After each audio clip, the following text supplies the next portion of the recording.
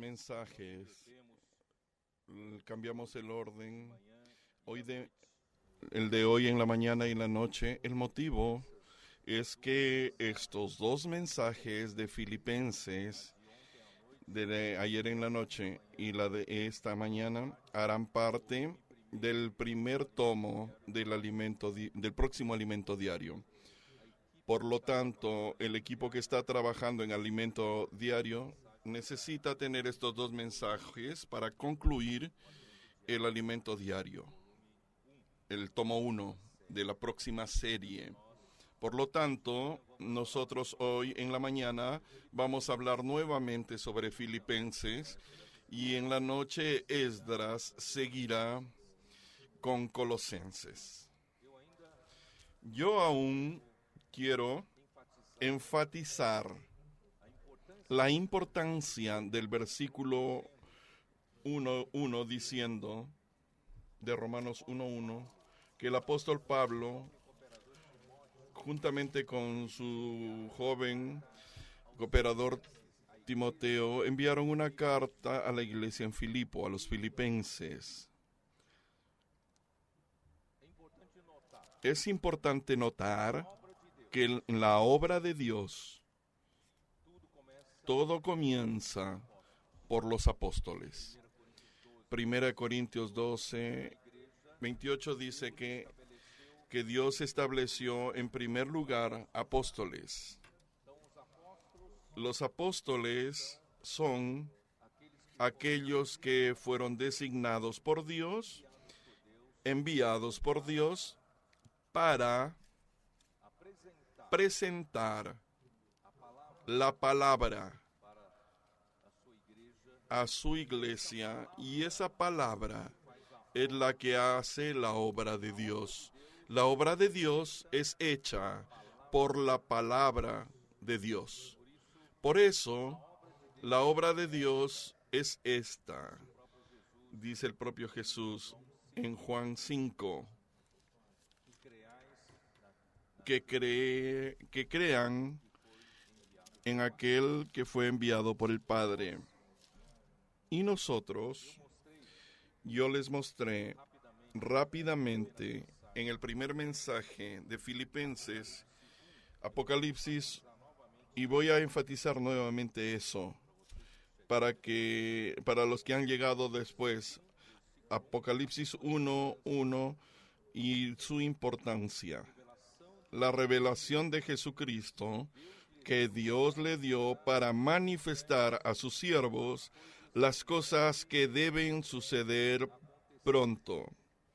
Y la declaró enviándola por medio de su ángel a su siervo Juan. Dios, para ejecutar su obra, necesita de un grupo de siervos.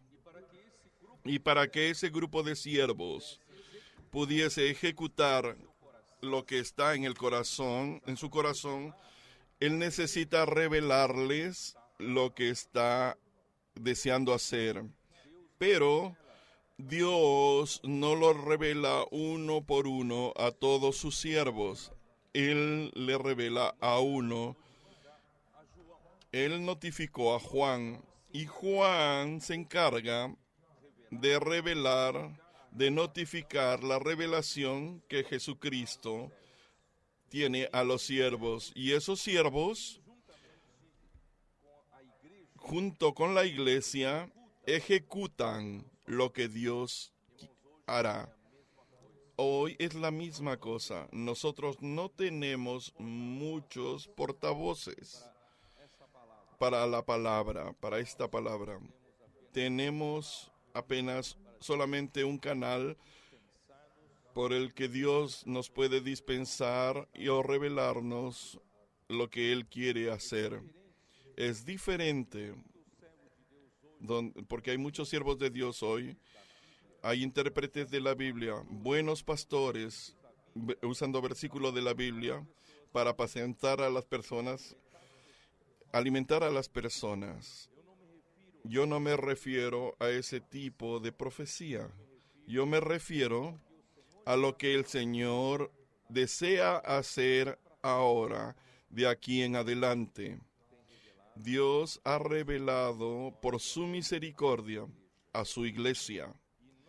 Y nosotros que estamos en el terreno, en la base correcta, la base de la unidad del pueblo de Dios, es que nosotros, porque nosotros estamos en una base, un terreno que es capaz de representar a todos los hijos de Dios. No excluimos a ningún hijo de Dios.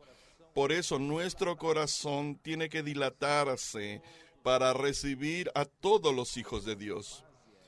Porque nuestro terreno es ese, nuestra base es esa, y Dios nos ha encargado que a partir de este terreno correcto, nos ha encargado esta palabra sobre lo que Él quiere hacer de aquí en adelante.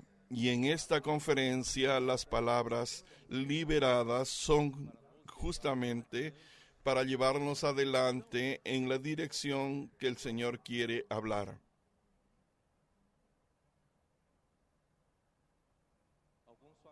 Algunos dijeron, ahora que el hermano Don fue recibido por el Señor gloriosamente, y ahora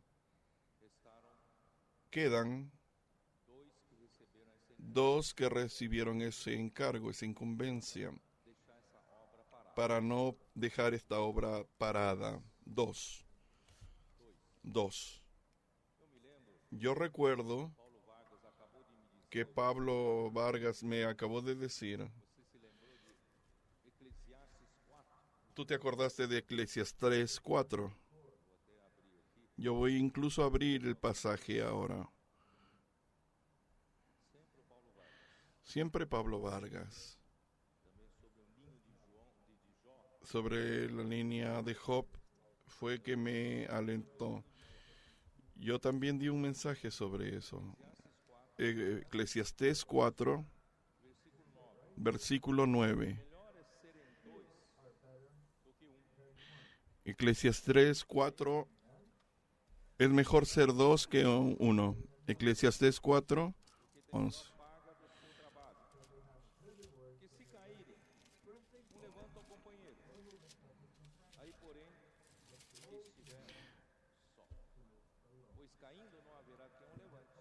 Porque si cayera en el uno, levantará a su compañero. Versículo 12. Y si alguno prevalece contra uno, dos le resistirán. Y cordón de 3 dobleces no se rompe pronto. El tercero aquí es Dios. El cordón de 3 dobleces. Hermanos, aleluya. Pueden quedarse tranquilos y seguros que el Señor va a continuar su obra en medio de nosotros y la va a ampliar su obra entre nosotros. Recuerdo de la visión de Zacarías 4. ¿Ustedes recuerdan Zacarías 4? ¿Quién tuvo oportunidad de oír estas palabras? Podemos abrir nuestra Biblia en Zacarías 4.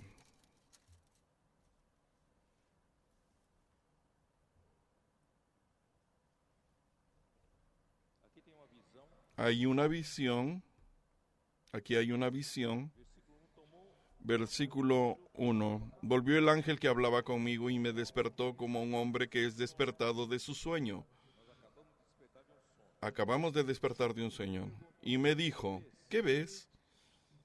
Y respondí, he mirado, y aquí un candelabro todo de oro, con un depósito encima, y sus 7 lámparas encima del candelabro, y 7 tubos para las lámparas que están encima de él. Junto a él, 2 olivos, uno a la derecha del depósito, y el otro a su izquierda. Proseguí y hablé, diciendo a aquel ángel que hablaba conmigo, ¿qué es esto, Señor mío? Y el ángel que hablaba conmigo respondió y me dijo, ¿no sabes qué es esto? Y le dije, no, Señor mío. Entonces respondió y me habló diciendo, esta es la palabra de Jehová a Zorobabel, que dice, no con el ejército ni con fuerza, sino con mi espíritu, ha dicho Jehová de los ejércitos. ¿Por qué yo les he dicho que pueden quedar seguros de que la obra va a proseguir? No porque nosotros somos competentes o poderosos, sino porque esta obra es del Espíritu. Versículo 11. Hablé más y le dije, ¿qué significan estos dos olivos a la derecha del candelabro y a su izquierda? Hablé aún de nuevo y le dije, ¿qué significan las dos ramas de olivo por medio de los tubos de oro? ¿Vierten de sí aceite como oro? Y me respondió diciendo, esos dos tubos puede ser traducida como un canal que vierte, un pico que vierte oro. Toda llave de agua tiene un pequeño pico o una jarra tiene un pico por el que se vierte líquido. Esos son dos tubos junto a las dos ramas del olivo y derraman aceite. Y esos dos piquitos están derramando aceite para un vaso. Y de ese vaso salen 7 tubos que alimentan las 7 lámparas de este candelero. Ese es el abastecimiento automático de espíritu que Dios inventó. Hay una ilustración aquí. Ahí están los dos olivos, ahí están los dos embudos o jarros que vierten aceite, hace un vaso y de ese vaso salen 7 tubos que alimentan las 7 lámparas del candelero de oro, que representa de un lado al propio Dios triuno, que es hecho de oro y es hecho de una sola pieza de oro golpeada. Y las lámparas representan el Espíritu. Por otro lado, ese candelero de oro representa la iglesia, donde, ¿qué representa? Ella expresa la forma del Dios triuno y lleva el testimonio como una antorcha hacia adelante. Estamos cargando esa antorcha encendida, no apagada. La antorcha que está en su mano está apagada. Necesita mantenerla encendida. ¿Y cómo va a estar encendida? Necesita aceite. ¿Y de dónde viene el aceite? Su aceite viene del vaso. ¿Y dónde viene el aceite del vaso? Viene de los dos olivos. Esos dos olivos tienen 2 ramas y de esas 2 ramas hay 2 embudos que vierten y de ese vertedero hacia una vasija o un vaso y de ahí eso representa la manera como Dios hace la obra. Yo nunca entendí por qué 2 y ahora entiendo por qué 2. Gracias al Señor. El Señor estableció de esta manera. El Señor va a bendecirnos. Señor Jesús. Volviendo a Filipenses.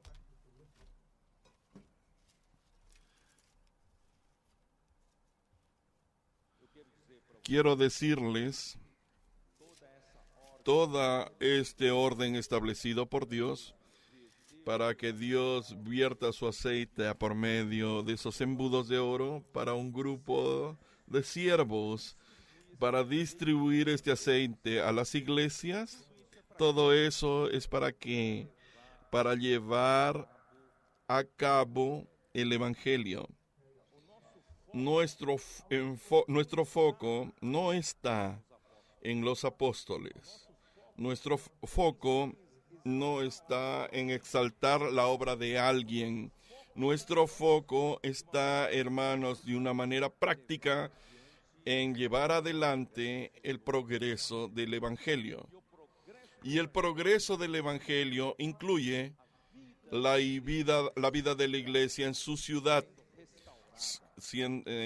restaurándola, renovándola, innovándola, que obtenga expresión, la realidad, de modo que cualquiera que entra pueda decir: Dios está en medio de ustedes. Es de hecho un candelero de oro iluminando y alimentando al pueblo de Dios. Podemos decir eso a nuestra iglesia en nuestra ciudad. Podemos decir que la iglesia en nuestra ciudad es un candelero de oro. Si hay mucha cosa para ser recobrada, vamos a trabajar. Todo lo que hacemos, hermanos, no es salir de aquí. Qué bella conferencia, qué linda palabra. El objetivo final es el progreso del Evangelio. El Evangelio tiene que avanzar. La palabra progreso en griego es prokope.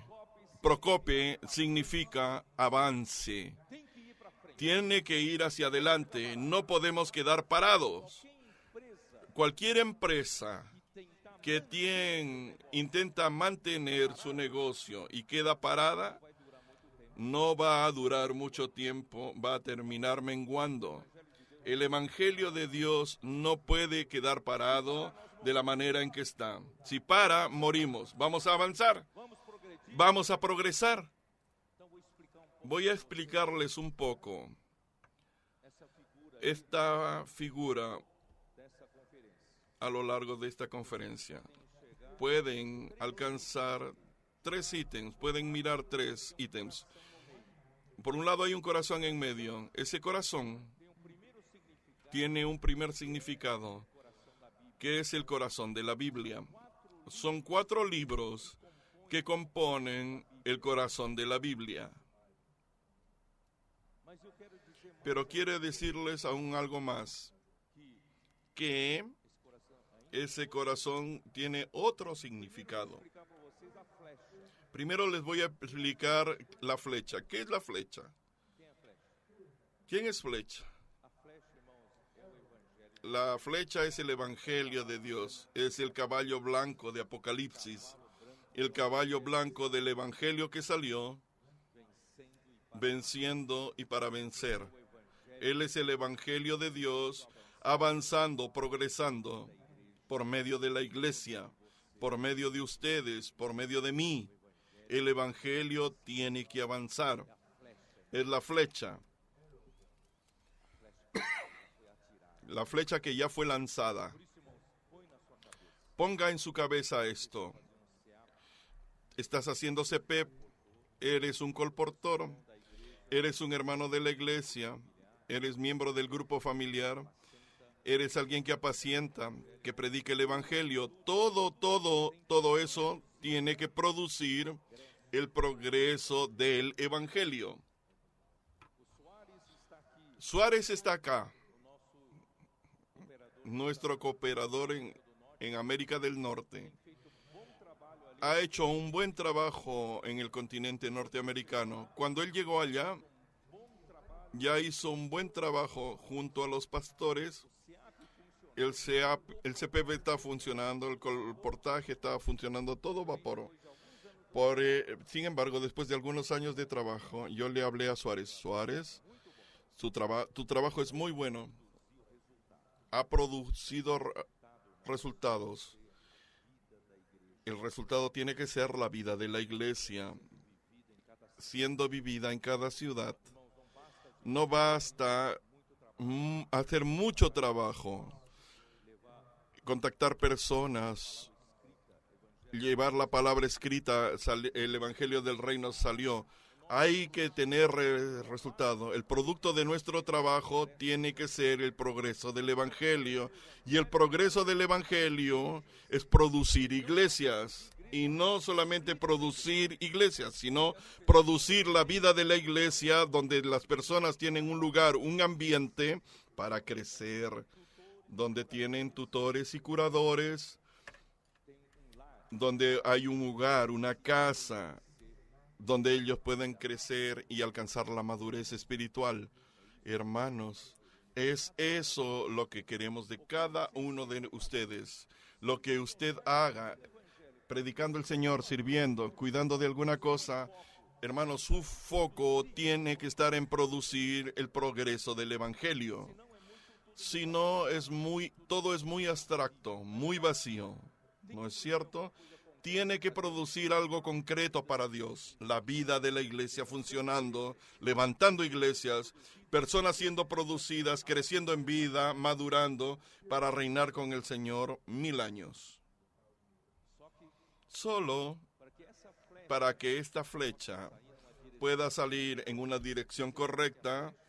Tú sabes que la flecha puede ir por acá o por allá. Necesita salir en una dirección precisa. Esa dirección precisa está diseñado sobre una Biblia. Y la Biblia representa la palabra de Dios. Pero para que nosotros es la palabra central de Dios. ¿Cuál es la palabra central de Dios?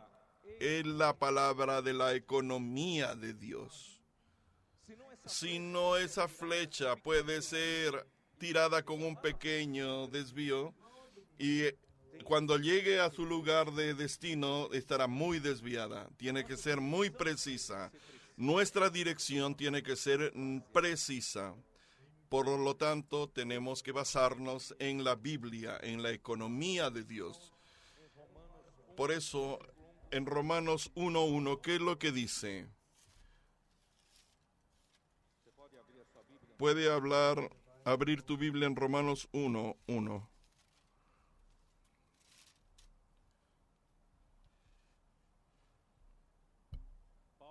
Pablo, siervo de Jesucristo, llamado a ser apóstol, apartado para el Evangelio de Dios.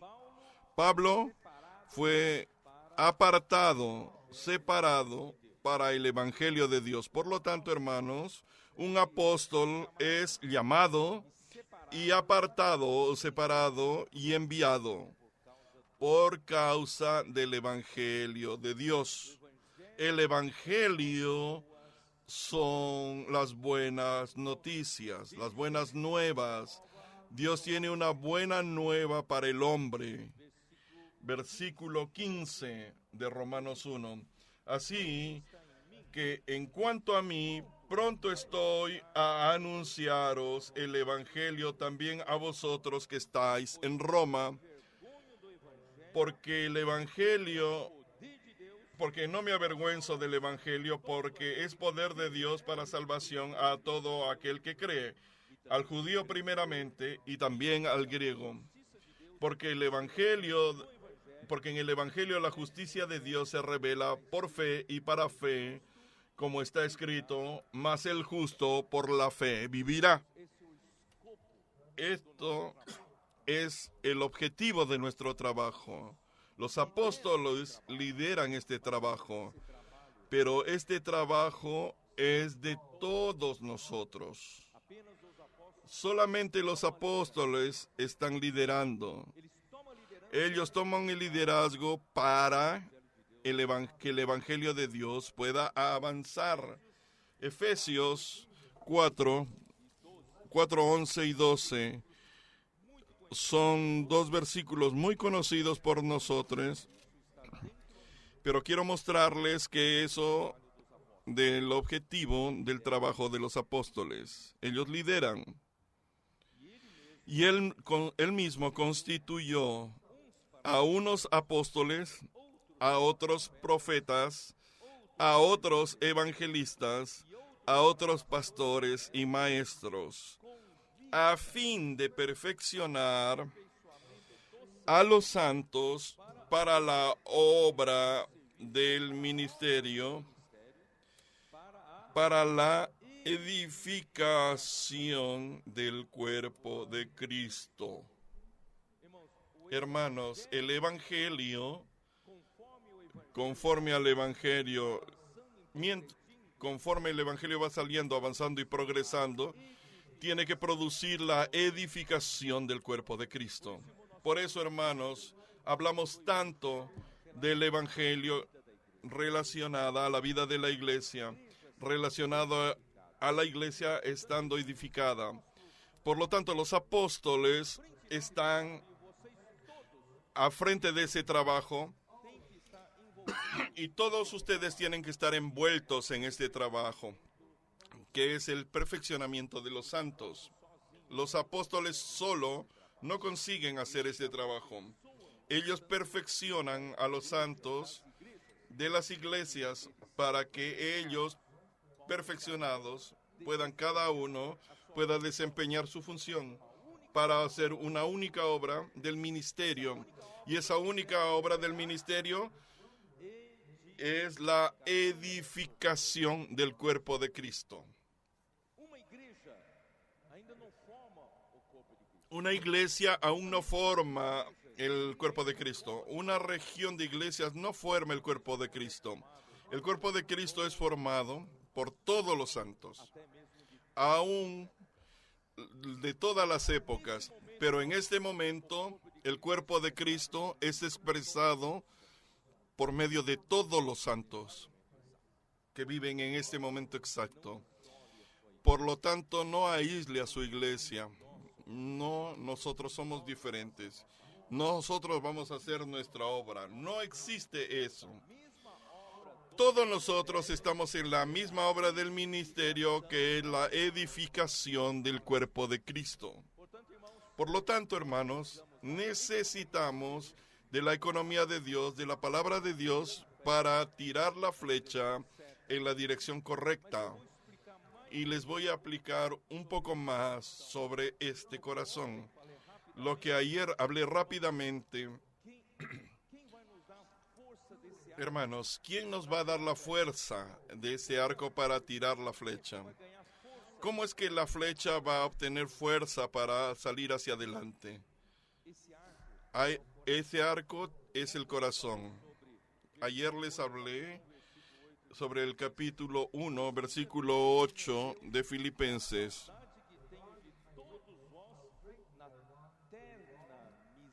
Porque Dios me es testigo de cómo os amo a vosotros con el entrañable amor de Jesucristo.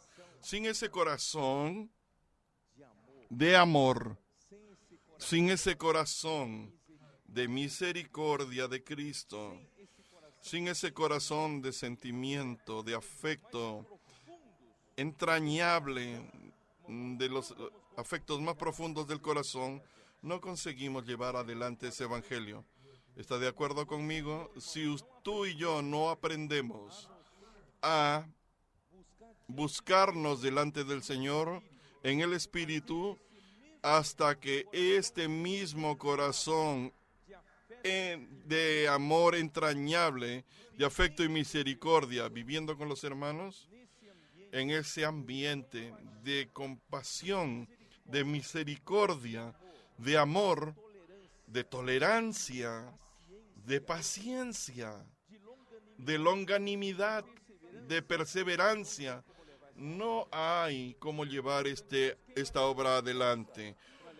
Lo que nos da fuerza para llevar el Evangelio adelante, la edificación del cuerpo de Cristo adelante, es ese corazón de amor. Amén.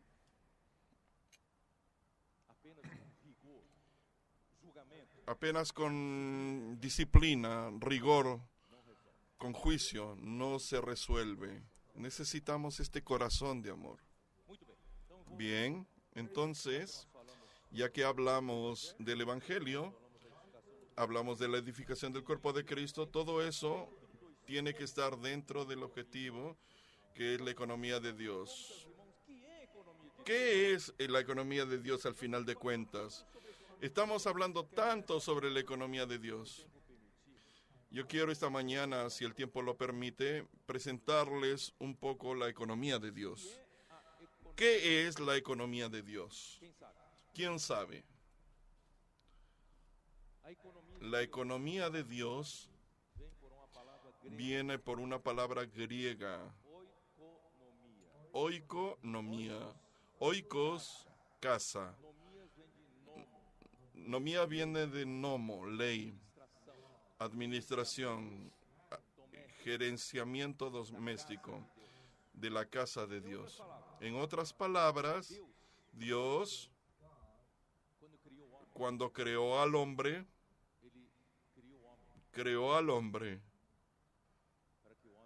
para que el hombre pudiese recibir su vida. Ese hombre no tiene cómo funcionar sin que Dios consiga dispensar su vida para dentro de ese hombre. Hermanos, eso es la economía de Dios. Si quieres comprenderla, es eso. El hombre necesita recibir la vida de Dios. Sin la vida de Dios, el hombre no funciona. El hombre no sirve para nada. El hombre necesita recibir la vida de Dios. ¿Qué es la economía de Dios? Es el plan de Dios para colocar esa vida dentro del hombre. Olvídate de las otras definiciones. Dios necesita desesperadamente colocar su vida en el hombre. Por eso Dios plantó toda clase en Génesis 2, 8 y 9. Después de que formó al hombre con su soplo, lo colocó en el jardín del Edén y ya existían toda clase de árboles para su subsistencia física, pero en medio del jardín estaba el árbol de la vida. El árbol de la vida es Dios como vida, y ese árbol de la vida está en Juan capítulo 15. Yo soy la vid verdadera y ustedes los ramos. Mi padre es el agricultor.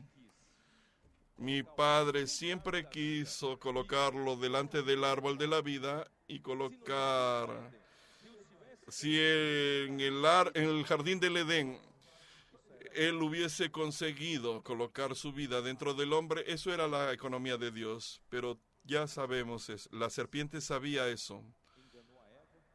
La serpiente se anticipó, engañó a Eva y le mostró que había otro árbol del conocimiento del bien y del mal que podría sustituir a Dios en el discernimiento de lo que es correcto o errado, bien y mal. Eso fue una tentación para Eva. Decir, yo puedo sin Dios discernir lo que es bueno y lo que es malo.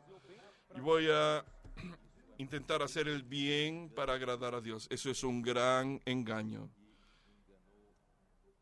Y engañó a Eva, comió del árbol del fruto del conocimiento del bien y del mal, y su marido también comió. Y al comer ambos, no recibieron a Dios porque fueron transgresores. Por el contrario, recibieron el elemento de la muerte a través de ese otro árbol. El pecado entró en ellos y con ellos la muerte. Y a través de ellos la muerte pasó a todos los hombres. Porque uno es el árbol de la vida y el otro es el árbol que produce la muerte. Y quedó bajo la autoridad clandestina de Satanás. Perdió totalmente el derecho de comer del árbol de la vida. Y el camino del árbol de la vida fue cerrado. Y el hombre sin la vida de Dios, el hombre es terrible, es pecador. Dios al comienzo proveyó una salvación para ellos, los cubrió con piel, pero poco tiempo después ya hubo el primer asesinato de la humanidad. Caín mató a Abel y fundó una civilización sin Dios. Y aunque después nació Enos y los hombres pasaron a invocar el nombre del Señor, los que estaban con Adán, cuando llegamos a Génesis capítulo 6, Dios miró a los hombres y vio que la maldad del hombre se había multiplicado y de continuo era el designio de su corazón para el mal, y Dios se arrepintió de haber hecho al hombre. ¡Qué frustración! ¡Qué frustración! Dios entonces, todos los hombres de la época fueron muertos por el diluvio, pero el arca salvó a la familia de Noé. Esa arca ahora es la vida de la iglesia.Nosotros estamos en el diluvio del pecado, de toda corrupción. Solo la iglesia puede salvar a usted y a su familia. La humanidad toda se corrompió. Dios tuvo que llamar a un hombre, a Abraham. En medio de la tierra de idolatría, todo el mundo adoraba ídolos, nadie invocaba el nombre del Señor, y Abraham fue llamado para invocar el nombre del Señor. Abraham fue llamado para la raza de los llamados. De Abraham vino Isaac, Jacob, Israel, con sus 12 hijos, y vino el pueblo de Israel, los hijos de Israel, una nación que Dios sacó de Egipto con mano poderosa, aunque no tenían su corazón vuelto a su corazón, pero debajo de la opresión Dios oyó su clamor. Así como Dios nos sacó del mundo, de la prisión y la esclavitud del mundo, y nos llevó al desierto. Y debajo del monte Sinaí, Dios se apareció y dijo: me seréis un reino de sacerdotes, una nación santa, un pueblo de propiedad exclusiva de Dios. No son más comunes, son míos. Aleluya. Pero no duró mucho. 40 días que Moisés desapareció y fue a tener comunión con Dios para recibir los mandamientos y la ley, el pueblo abajo se corrompió y construyeron el becerro de oro. Y estos son los dioses que nos sacaron de Egipto.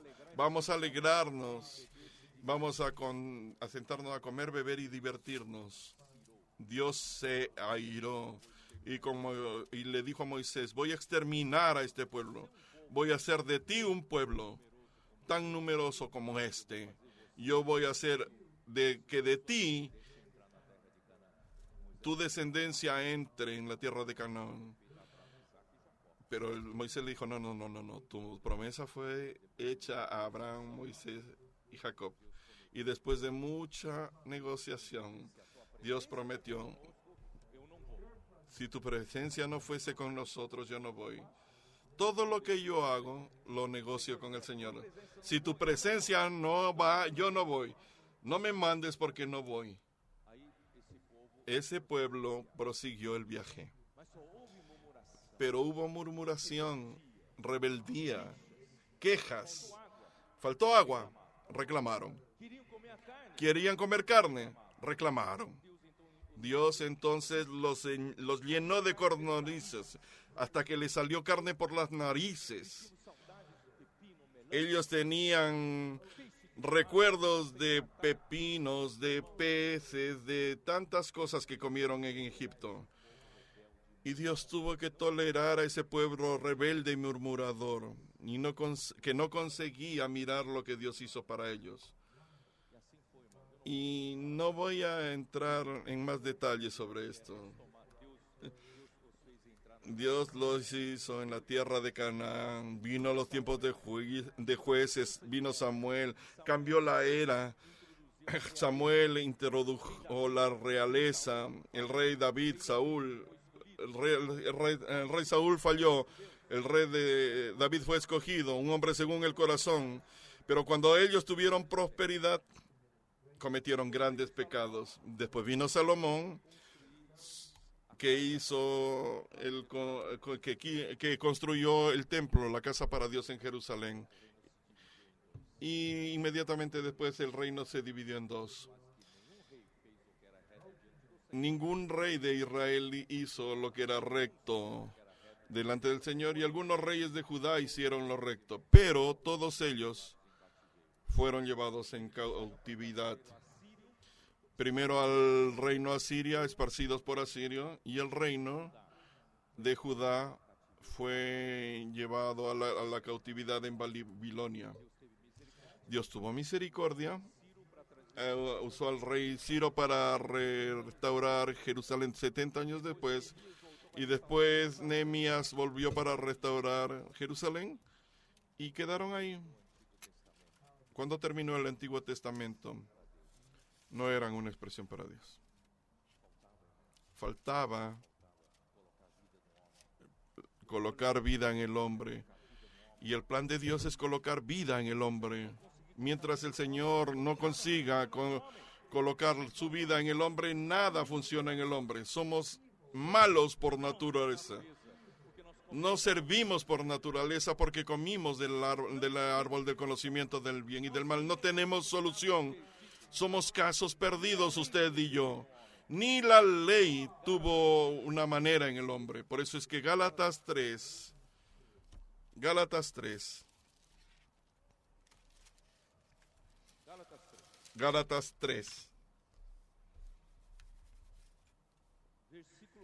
versículo 21.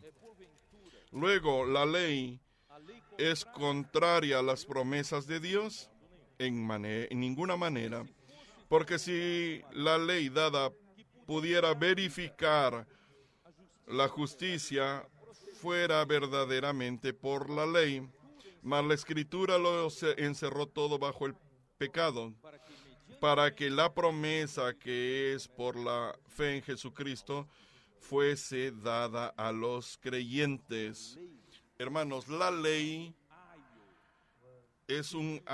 sirvió de atalaya, de ayo, de protección temporal para que el pueblo viviese en el Antiguo Testamento, para guardarlo dentro de ciertos límites. Pero no tuvo manera en el hombre porque la ley no da vida. Y cuando todo parecía perdido, vino Cristo. Vino Cristo. Él vino. Se volvió un hombre. Dios verdadero. Se rebajó. Eso está en Filipenses 2. Él se vació a sí mismo. Se humilló. ¿Sabían? Vamos a ver en Filipenses 2. Tendo vós o mesmo sentimento que houve também em Cristo Jesus, pois ele, subsistindo em forma de Deus, não julgou como usurpação o ser igual a Deus.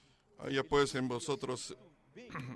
vosotros ese sentir hubo también en Cristo Jesús.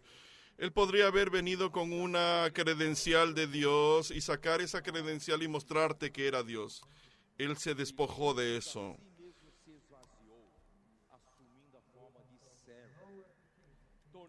El cual, siendo en forma de Dios, no estimó el ser igual a Dios como a cosa que aferrarse, sino que se despojó a sí mismo, tomándose forma de siervo, hecho semejante a los hombres, y estimando en la condición de hombre, se humilló a sí mismo, obediente hasta la muerte y muerte de cruz.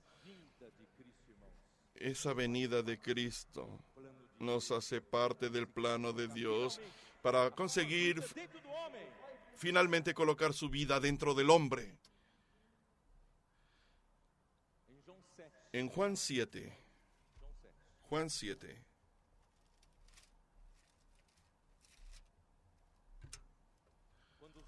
Cuando los hombres aún buscaban y tenían esperanza en las fiestas del pueblo judío y en la ley,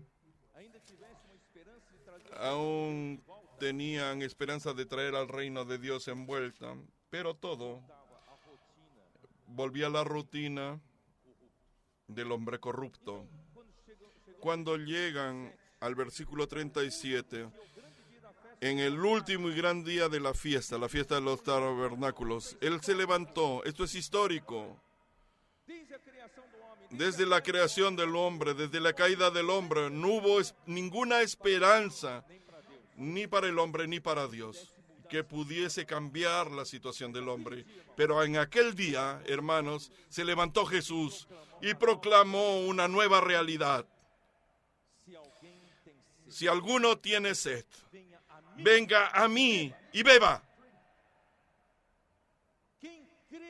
El que cree en mí, como dice la Escritura, de su interior correrán ríos de agua viva. Eso dijo del Espíritu que habían de recibir los que creyesen en Él, pues aún no había venido el Espíritu, porque Jesús no había sido aún glorificado. Hermanos, la encarnación de Jesús estaba dentro de la economía de Dios, dentro del plan de Dios. Es el único canal que Dios tenía para llevar vida al hombre. Él vino a ser uno de nosotros como hombre, sufrió como hombre. Hebreos 4 habla que Él vino a nuestra semejanza, de nuestras debilidades. Él quería experimentar las debilidades humanas. Sufrió como hombre. Sufrió miedo, angustia, rechazo. Él sufrió síndrome de pánico las vísperas de su crucifixión. Sufrió todo. Cuando yo vi al hermano sufriendo en el lecho del hospital, yo quedé desesperado. Quería sustituirlo, pero no tenía cómo. Dios quería mostrarle un poco del sufrimiento por lo que Jesús pasó. Él pasó todo eso por usted y por mí. Y finalmente, Él fue crucificado. De su lado, un soldado lo abrió con la lanza y salió sangre. Sangre es para nuestra redención. Es para que Dios pueda justificarnos. Sin derramamiento de sangre no hay remisión de pecados. Pero Él derramó su sangre en nuestro lugar. Nosotros cometimos pecados, cometimos las transgresiones contra Dios, pero Él cargó sobre Él todas nuestras enfermedades para que hoy fuésemos curados. Él resucitó. Dios lo resucitó. ¿Por qué Dios lo resucitó? Porque Dios aprobó el trabajo de ese hombre, Jesús. Él no vivió un segundo por sí mismo. Él vivió todo el tiempo para aquel que lo envió. Se negó a sí mismo. Mateo 16, 24 es su experiencia. Si alguien quiere seguir tras mí, niéguese a sí mismo, tome su cruz y sígame. Que si alguien quiere salvar su vida, la perderá. Pero si alguien pierde su vida, el alma la salvará. La experiencia de Jesús es que vivió una vida completa negándose a sí mismo para que Dios pudiese vivir en aquel cuerpo y ejecutase su voluntad. Pero de su lado también no solamente fluyó sangre, sino también agua, y esa agua representa la vida de Dios que fluyó finalmente como un río para entrar en nosotros. Entra ¿en quién? En aquellos que creen en Él. Es tan simple, hermanos. Solamente es creer en Jesús. Solamente confesar sus pecados, abrir su boca y confesar que Jesús es su Señor, y tú recibirás la vida que Dios tanto quiso colocar en el hombre. Porque ahora, hermanos, Él se tornó el Espíritu. Jesús ya fue glorificado. Jesús hoy está a la diestra del Padre y fue enviando el otro Consolador a nosotros. Fue enviado de parte del Padre el Espíritu de realidad, que es el Espíritu. Y el Espíritu entró en nosotros en el día que nosotros creímos en Jesús. Finalmente Dios consiguió colocar su vida dentro de aquellos que en Él creen. Esa es la carta que Dios tenía bajo la manga. Los ángeles caídos estaban cantando victoria. Ellos vieron siglos de siglos la derrota humana. Ellos se burlaron de Dios y dijeron que no conseguiría conseguir finalmente el plan original de Dios. Creían que los principados y potestades tenían una gran victoria a causa de dañar y acabar con el hombre, pero Dios tenía una as bajo la manga y esa carta era su misterio. Cuando Cristo vino, hermanos, Dios mostró su misterio para los apóstoles y profetas. Eso está en Colosenses 1. Vamos a abrir en Colosenses 1. Señor Jesús. Colosenses 1. Versículo 26. El misterio que estaba oculto. El misterio que había estado oculto desde los siglos y edades, pero ahora ha sido manifestado a sus santos, a quienes Dios quiso dar a conocer las riquezas de la gloria de este misterio entre los gentiles, que es Cristo en vosotros, la esperanza de gloria. ¡Aleluya! Finalmente, a través de todo este proceso, Dios consiguió colocar su vida dentro de nosotros. Y esa vida, una vez que esa vida está dentro de nosotros, nosotros tenemos esperanza. ¿Tenemos o no tenemos esperanza? Es por eso que Pablo habla a quienes anunciamos, amonestado a todo hombre y enseñando a todo hombre en toda sabiduría, a fin de que presentar perfecto en Cristo Jesús a todo hombre perfecto. Fue posible ahora. Lo que no había sido posible hasta ahora, ahora es posible. Por eso es que yo también me fatigo, trabajo, luchando según la potencia de Él, la cual actúa poderosamente en mí. Ahora es posible, eso no es posible. El progreso del Evangelio. Ahora el Espíritu está en nosotros. La vida de Dios está en nosotros. Ahora tenemos esperanza. Vamos a ver una figura. Dios. Me dieron este puntero y hasta lo olvidé. Dios. Jesús estaba con Dios. Pero Él obedeció la orden de Dios Padre. Si no fuese, el hombre habría sido abandonado como alguien que no tiene solución. Pero Él dijo, yo voy, Padre, yo voy, déjame, yo voy a obedecer, yo voy a cumplir tu voluntad. Se negó a sí mismo. Él era Dios y tuvo que renunciar a su posición de Dios. Se vació, se encarnó y se encarnó como un hombre, Jesús. Cuando Satanás dijo, como hijo de Dios, manda a los ángeles que te sostengan por tus pies. Yo no estoy aquí como hijo de Dios, estoy aquí como hijo de hombre. Yo vine como hombre. Se tornó Jesús. Vivió en la tierra en este periodo. Él sufrió todos los dolores de un vivir humano normal. Cuando era joven, yo creía que Jesús era un superhéroe. No. Jesús pasó por todo lo que tú y yo podemos pasar. Él pasó sus sufrimientos, abandono, rechazo, injuria. Y finalmente, Él subió a la cruz voluntariamente. No es que los principales sacerdotes consiguieron hacer un plan y lo colocaron en la cruz. Si él no quisiese, no hubiese ido. Él fue a la cruz por tu causa y por mi causa. Él quería ir a la cruz. Él fue a la muerte, experimentó la muerte, descendió al Hades para poder ¿qué?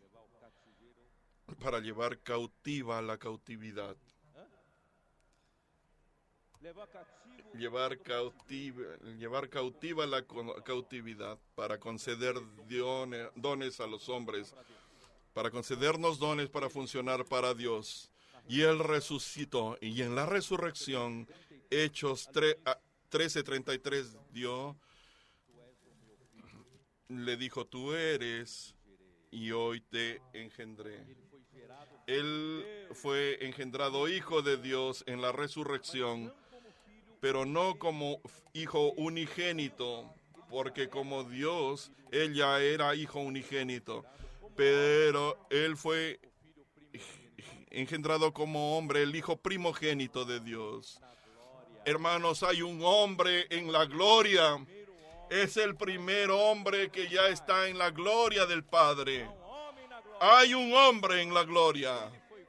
Él fue glorificado. Filipenses 2 habla que Dios lo exaltó sobremodo y le dio un nombre que está sobre todo nombre, por lo cual también para que en nombre de Jesús se doble toda rodilla de los que están en los cielos y en la tierra y debajo de la tierra, y toda lengua confiese que Jesucristo es el Señor, para la gloria de Dios Padre. Si hoy hay una lengua que no quiera confesar, un día toda lengua confesará que Jesucristo es el Señor. Él ascendió a los cielos, se tornó el Espíritu que da vida. Eso está en 1 Corintios 15:45, que es el Espíritu, porque Dios quiere dar vida. El objetivo de todo este trabajo es para dar vida. Y Él entró en nuestro espíritu el día que nosotros creímos en el Señor. ¿No es maravilloso, hermanos, que nuestro ser tripartito, vamos a ver la otra figura, nuestro ser tripartito es formado de espíritu, alma y cuerpo. Tenemos tres partes. Tenemos el espíritu, el alma y el cuerpo. El trabajo de Dios comienza de dentro para afuera. El espíritu contiene tres partes. El espíritu tiene la comunión,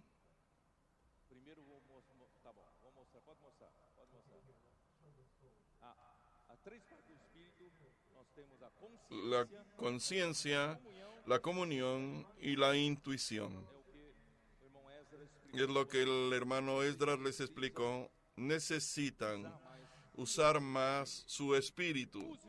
Use su espíritu para tener comunión con Dios, porque el espíritu ya está dentro de ti. Necesitas en todo momento vivir en comunión con Dios, en contacto con Dios, estar conectado con Dios. ¿Quién aquí tiene celular?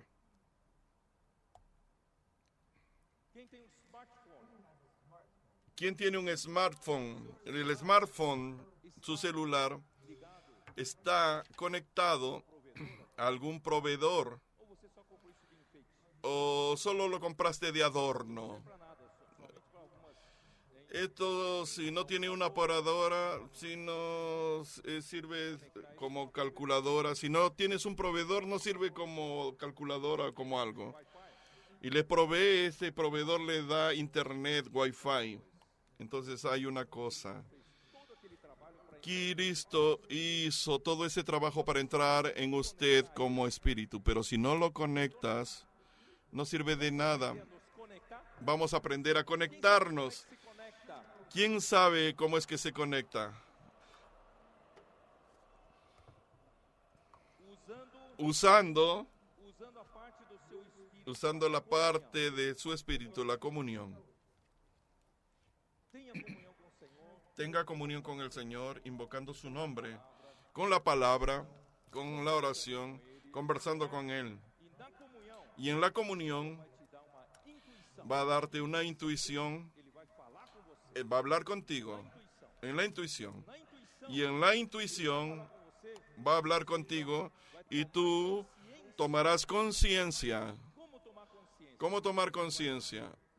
Vas a llevar para tu alma para que ella tome conciencia del resultado de la comunión con Dios, que es la intuición. Entonces la conciencia lleva al alma. Las tres partes del alma son mente, emoción y voluntad.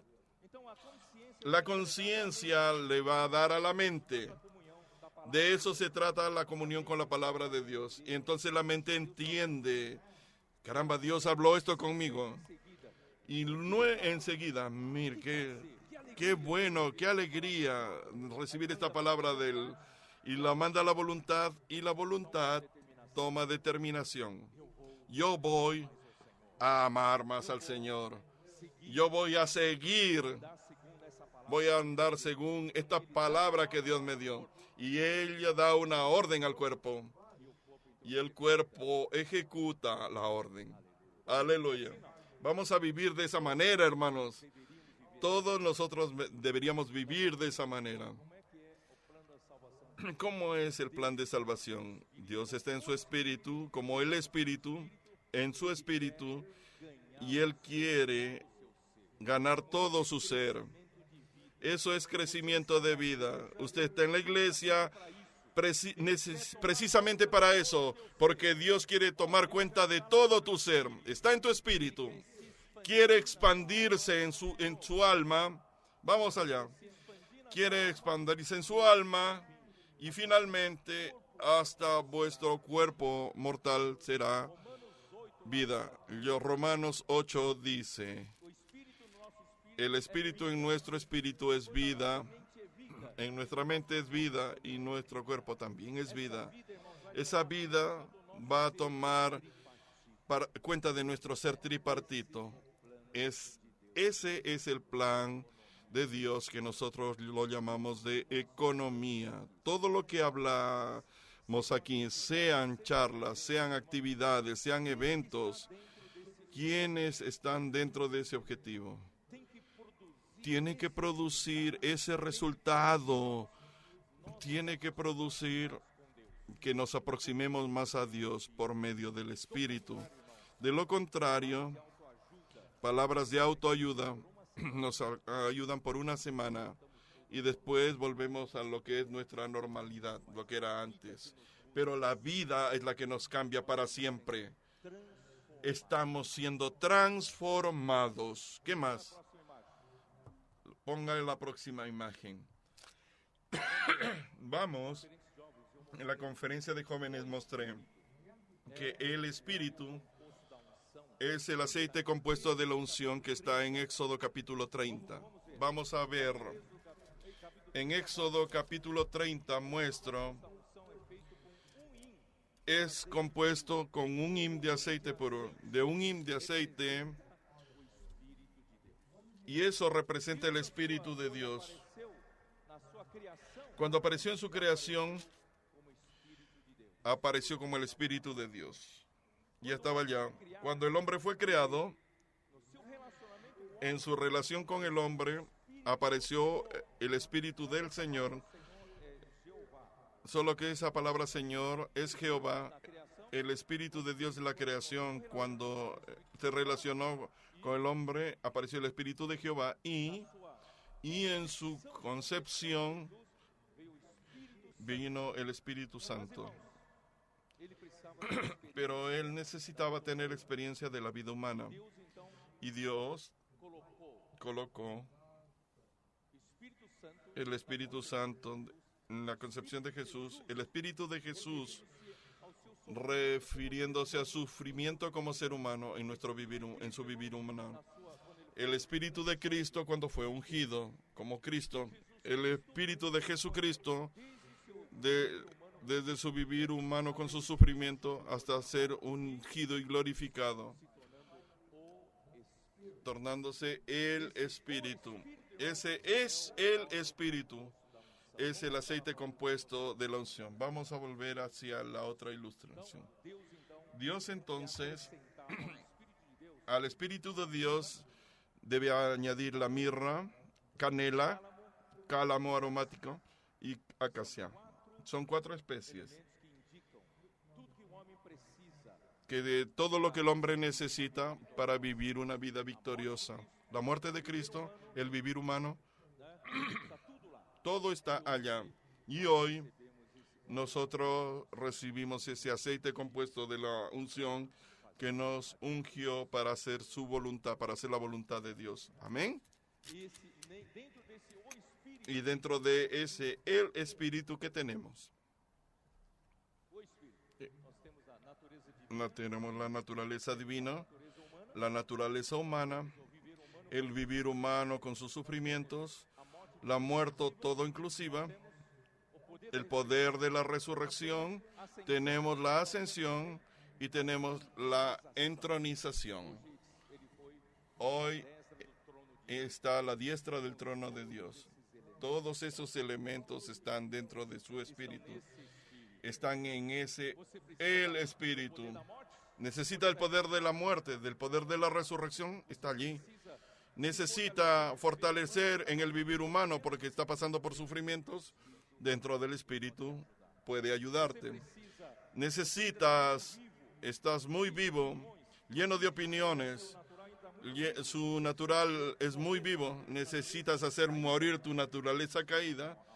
Tiene la muerte todo inclusiva, el espíritu. No tengo tiempo de detallar. Preparé muchas cosas, pero este tiempo quedó muy corto. Pero quiero decirles, aprovechen de ese espíritu que está dentro de ustedes. Viva por el espíritu. Por eso es que al final de Gálatas vamos a vivir por el espíritu. Vamos a andar por el espíritu. No ande más por la carne. La carne milita contra la carne. El espíritu milita contra la carne. No hacen lo que ustedes quieren. Vamos a dejar las obras de la carne, que son prostitución, impureza, lascivia. Vamos a vivir por el espíritu que produce frutos de amor, de alegría, de paz, de longanimidad, bondad. ¿No es mucho mejor? Por eso, hermanos, el evangelio que predicamos, el evangelio en el cual estamos incumbidos para hacerlo progresar, es llevar esta buena nueva, este evangelio para toda tierra habitada. Y necesitamos aplicarlo en las iglesias, en la vida de la iglesia, que Cristo pueda ser vivido por nosotros para la edificación del cuerpo de Cristo. Mientras vivimos con las personas, con los hermanos, para edificar el cuerpo de Cristo, surgirán muchos conflictos, muchos problemas. ¿Cómo resolver esos problemas? Es que todos nos volvamos al Espíritu. Y así la iglesia será edificada. Crea en mis palabras. Si antes el hombre no tenía esperanza, ahora estamos llenos de esperanza. Pero es importante que veamos la importancia del Espíritu y vivamos por el Espíritu. Vamos a dejar de vivir por la carne. Cada vez menos chance para la que viva la carne, viva en nosotros, pero darle cada vez más lugar al Espíritu para que el Espíritu nos controle, nuestra mente, emoción, voluntad, cada vez sean tomados por el Espíritu hasta que nuestro cuerpo mortal parece más joven. Hermanos que viven la vida de la iglesia con entusiasmo, con alegría, tienen una apariencia más joven. Eso no es verdad. Las hermanas gustan de estética, quieren rejuvenecer. El mejor lugar es vivir la vida de la iglesia con alegría, vivir en el Espíritu. Porque la alegría alisa el rostro. Vamos a acabar con esa vida de la iglesia triste, donde solo hay peleas, solo donde hay envidia, enemistad. murmuraciones entre nosotros. Vamos a vivir alegremente, juntamente con los hermanos. A veces quedamos tan preocupados por la salud. Me subió el colesterol, la glucosa se me subió. No comemos esto o lo aquello.